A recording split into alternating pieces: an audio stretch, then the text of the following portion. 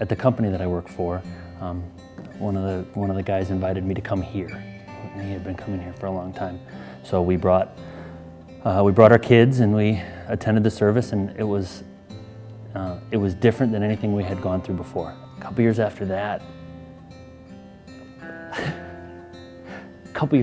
my niece died, and she had cancer, and that wrecked our whole family. I can remember being angry at watching, I think she was 7, take her last breath. That brought us here at our lowest point, just wondering how God could do that. One of the nights my wife and I were having a huge fight. And as most of the fights typically ended, was me saying, I just don't want to fight with you anymore. Tell me what you want. And she pulled out the bulletin from church. And she said, I want you to go to this. And it was men's fraternity. And I said, how dare you? I said, you have all these problems and you want me to go to church and get fixed. I said, fine, I'll enroll.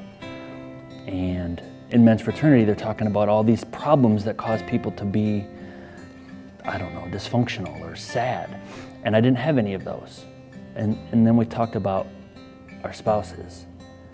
I became very guilty and very ashamed at how stubborn and selfish I had been.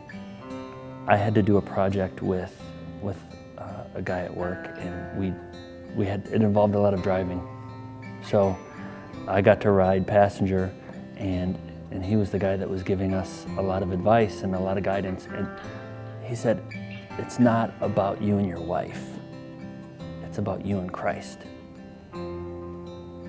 which I've come to understand is the real deal. I was driving home from work, and I believe I was in the middle of a fight with my wife. I was not looking forward to coming home. I didn't look forward to coming home a lot. That was when I asked Christ I told him I needed help. I told him I couldn't do it on my own, and that I knew that I was the problem. And I felt immediately impacted by that. It sounds cliche, but they say you want Christ to come into your life. And it sounds metaphorical. But for me, it was very literal. I felt Christ take the wheel. I think what stopped me from coming to Christ sooner was not feeling the need. I felt like I was smart enough, fast enough, strong enough.